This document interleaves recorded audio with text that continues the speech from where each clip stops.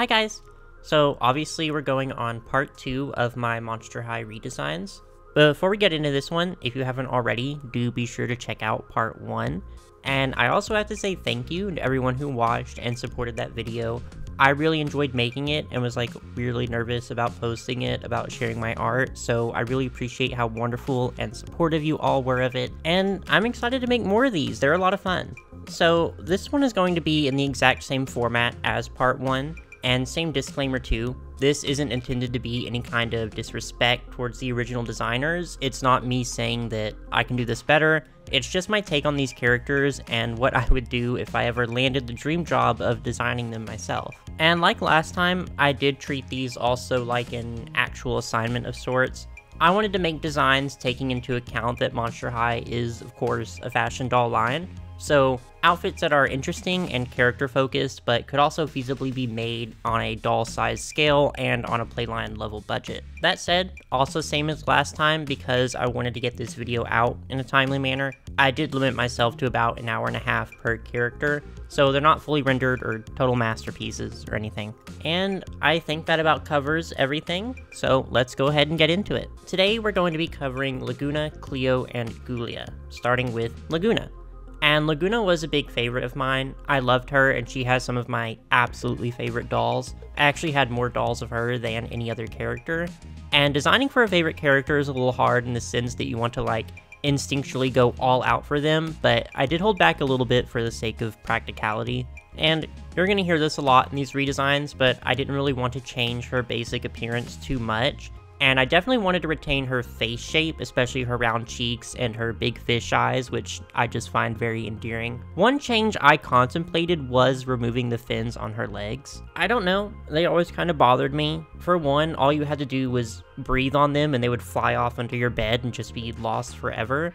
And they also limited her outfits a little bit. She could never wear full leggings or socks or tall boots or anything, but I guess they are kind of iconic, so in the end I did keep them around. So, Laguna's style in the original was pretty interesting to me. She was definitely kind of the jock character, and her basic outfit was pretty sporty, but otherwise she absolutely wasn't like a tomboy or anything. Like, her school's out outfit is this really sleek and elegant look, but even when she's all dressed up, she's still usually wearing sandals or otherwise has this element of also being very casual. So, to embody that, I put her in this very beachy aesthetic.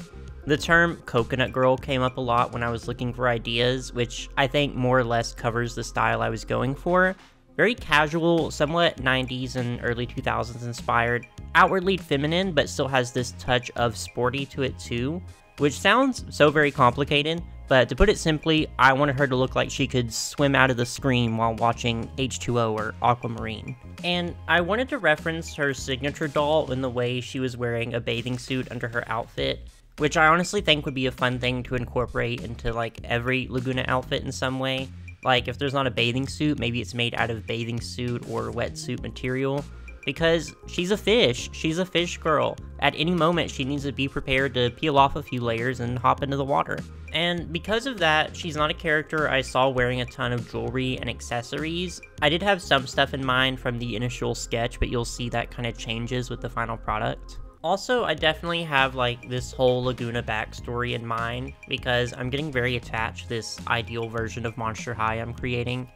So, back when Monster High was still very early, like in its first year, it was mentioned a few times that Laguna lived with her dad while her mother was still back in Australia, and I just assumed the implication was that her parents were separated, but that didn't actually end up being the case. But it would be cool if it was, to represent that kind of situation. So, in this universe, rather than being an exchange student, maybe Laguna moved to Monster High from Australia with her dad after her parents separated. And obviously that's a tough situation to be in, but she hides it well. See, the kind of character I always pictured Laguna as is that she's really the mom friend. She's always trying to fix everyone's problems even when her own life is kind of falling apart, which was sort of true even in the original run of Monster High, given her relationship with Gil and all. But Gil isn't in my version of Monster High, like he doesn't even exist. But all that to say, I think Laguna's personality here would match her style really well.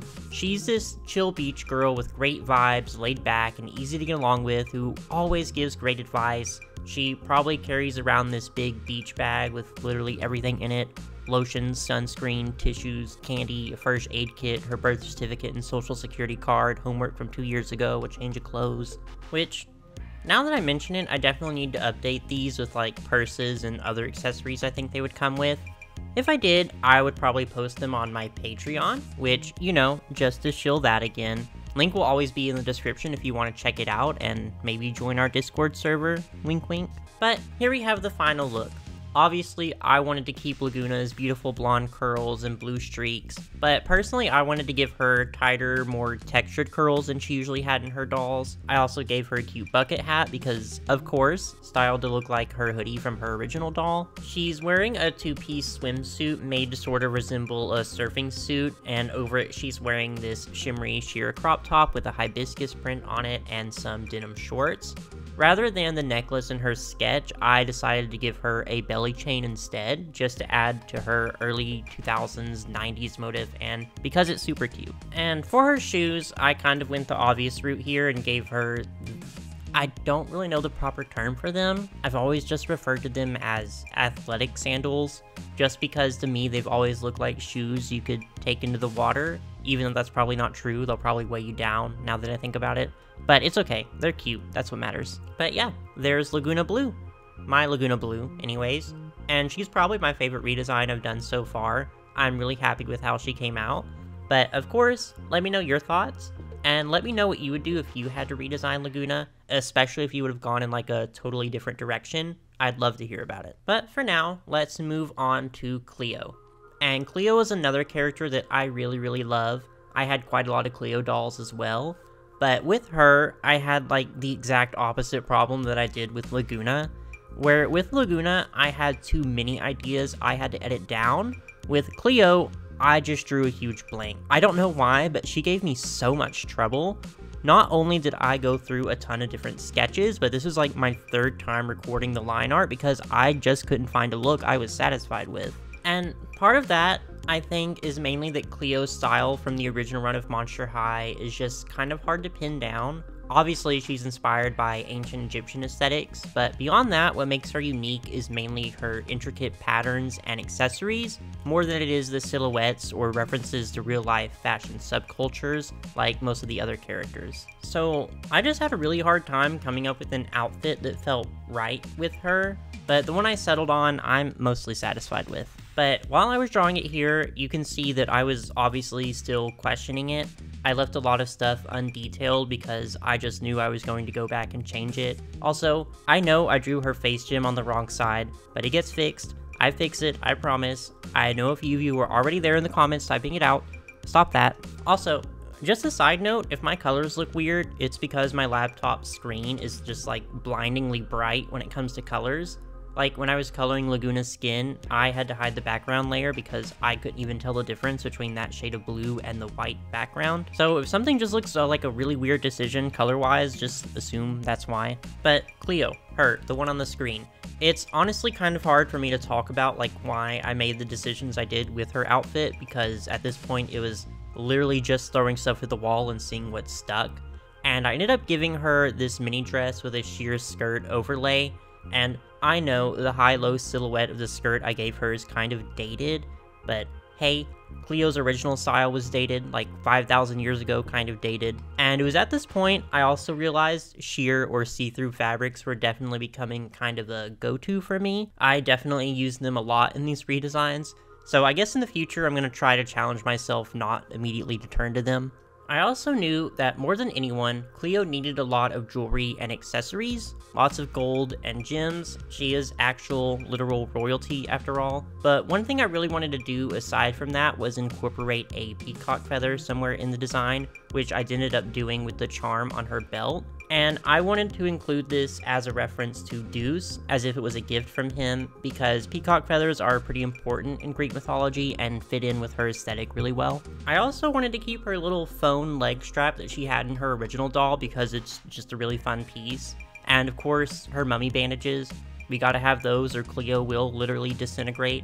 And I always loved when they did cool things with her bandages, like making them pretty asymmetrical or giving them cool colors. And I know a lot of people liked how in the reboot they gave her like permanently molded on bandages, but personally I wasn't a huge fan of that. I honestly found it kind of lazy because it meant they didn't have to include bandages in her outfits, and they didn't, like they just stopped doing that. So I'm definitely more in favor of fabric bandages. For Cleo's character, I really liked the kind of frenemy dynamic she had with the ghouls, like right after her redemption arc and right before she more or less became a full-time best friend to them. So I would want to preserve that, but like kind of a reverse of what happened. So I always found it kind of strange that Cleo was treated like the heir of the Denial family, even though Nephra was the oldest. So what if Cleo lived most of her life thinking that Nephra had all the family pressure and she was just kind of able to do her own thing? But something happened with Nephra. Maybe she failed school like she did in the original canon,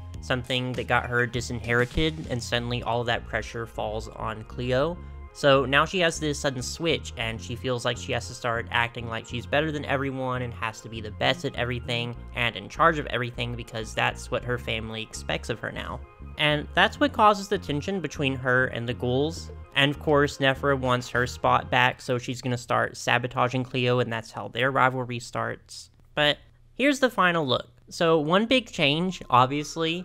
At this point, I noticed that I wasn't really making any big changes to the character's basic appearances, so I was kind of craving that.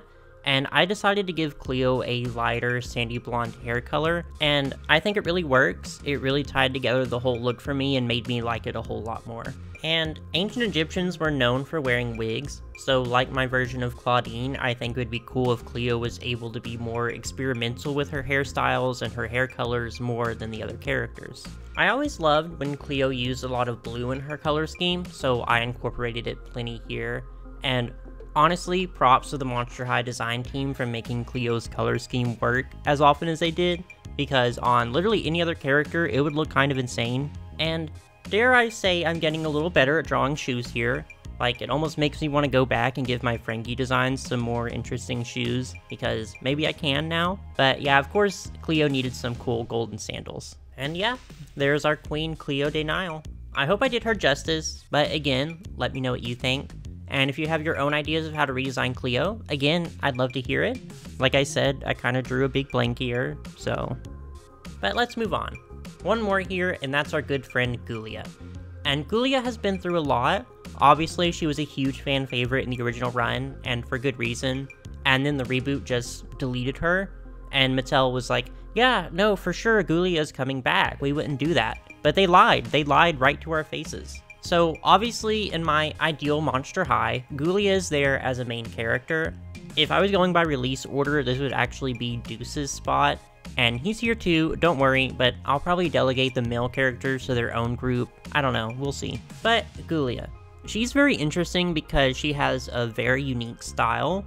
She was like this cross between a vintage 50s, 60s rockabilly girl and also a huge scene queen. And it rocked, don't get me wrong. But for redesign purposes, I wanted to lean more into the scene elements. And another fun thing about Gaia is that they weren't afraid to get kind of gross with her. Like, a lot of her dolls incorporated blood splatters or dripping blood or bones and such. So of course I wanted to bring that in too, which those kind of elements also really work well with a scene inspired look too, so it works out nicely. Another thing I liked about Gaia was that compared to all the Wave 1 girlies, she had a very unique silhouette. She had baggy pants and long sleeves, and although she did wear a lot of dresses later on, Gaia still strikes me as a character who dresses for comfort. She's probably not too concerned about matching clothes too much, and being a scene queen is all about loud colors and tons of patterns, which fits perfectly, but in Gaia's case, I kinda like to think it's completely accidental. And I just really love the way Gaia balances the cast, style-wise. She's a really fun character to draw and design for because it's a bit of a challenge to design a fashion doll that's ostensibly not fashionable, not cutting edge or incredibly trendy, but that doesn't mean not interesting or visually appealing. I think every doll line needs a character like Gaia, honestly. And she was important for other reasons, obviously. I know she resonated a lot with fans who were on the autism spectrum and such, or otherwise had issues communicating. And I know in Monster High's official lore, she was actually just speaking a different language, but it's a complex topic. I think Gaia still has the potential to be positive representation for certain things, so I'd love to lean into that, but obviously a little more deliberate with it. And, of course, I'd retain the fact that Gaia is a huge nerd. She still loves comics and video games. She probably has a Funko Pop collection of all her favorite superheroes and a metric ton of vintage comics and plastic sleeves. She probably has a ton of those like really horrible like Hot Topic Marvel fandom t-shirts, but Cleo will not let her out of the house wearing them. She has her limits. But I would definitely want to include that geekier side of Gaia in future looks. I do think OG Monster High was a little on the nose with the science stuff sometimes. Gaia was definitely serving Miss Frizzle sometimes, but what is Monster High if not directly on the nose? But here's the final look. I went back more or less to sticking to her original color scheme, though I think if I were to design more looks for her, I would want to play around more with hair colors. It was rare for Gaia to have streaks or different colors, so I'd love to see more of that. But she's wearing a cute brain beanie and of course has her signature cat-eye glasses. I also didn't put any highlight in her eyes, that's intentional. I thought it made her look more undead. I'm not sure how it would look on a doll's face, but I think it could be a pretty unique, cool effect. She's wearing overalls with a ribcage print, a cropped polo shirt with contrasting sleeves underneath, and mismatched socks under some leg warmers. And some Converse heels, which again were mostly borrowed from her Wave 1 doll, so I can't take credit for them. But yeah, there's Gaia. I'm pretty happy with her. I already have a ton of ideas for future outfits for her, but you know, let me know your thoughts on her, and once more, let me know how you would redesign her. And here's all three together. I love seeing them all together. This was so much fun to do. I feel so accomplished, and I'm just really happy to share my art and my designs with you guys. I hope you have as much fun as I did with them. I hope you enjoy them, but feel free to comment and tell me what you think. Let me know if you would buy them if they were dolls. I'm definitely going to do more of these here and there. I do want to continue with Monster High, but I think I'll do some Rainbow High redesigns before continuing with Monster High, because, well, those Series 1 girls need some help. But thanks so much for watching, I hope you enjoyed, and feel free to like and subscribe for any future fashion doll content.